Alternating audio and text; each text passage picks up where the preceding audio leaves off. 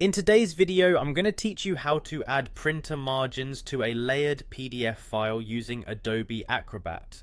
This is a useful skill when you want to ensure that your printed documents look exactly the way you intend. Let's dive right in. To begin, open your PDF file in Adobe Acrobat. It's essential that you locate and open this document within Adobe Acrobat itself, as this software provides the specific tools we need for manipulating PDF files.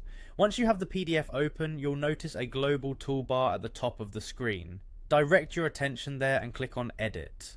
This option is key as it allows you to make necessary changes to the document. Following this, locate and click on Organize Pages. This feature is crucial because it provides streamlined control over how your pages are arranged and formatted. Think of it as the central hub for you to manage your document's pagination. Now that you're in the Organize Pages view, your next step is to click on Set Page Boxes.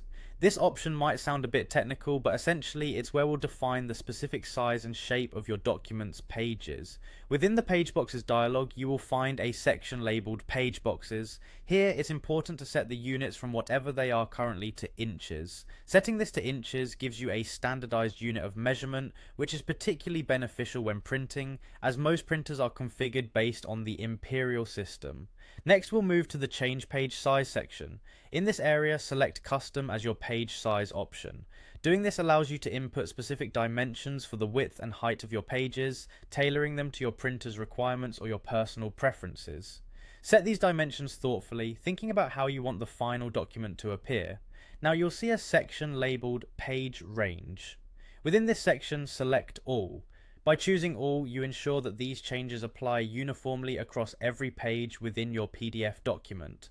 This is particularly helpful if your document has multiple pages and you want to maintain consistency throughout.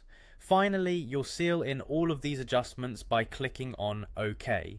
With this confirmation, your document has been successfully adjusted to add printer margins to the entire file. Remember, these steps are crucial not just for aesthetic reasons, but also to make sure that no critical information is cut off during the printing process. And there you have it.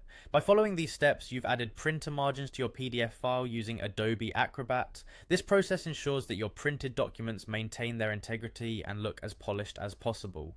Thanks for joining today, and don't forget to check out our other tutorials for more tips and tricks on document formatting.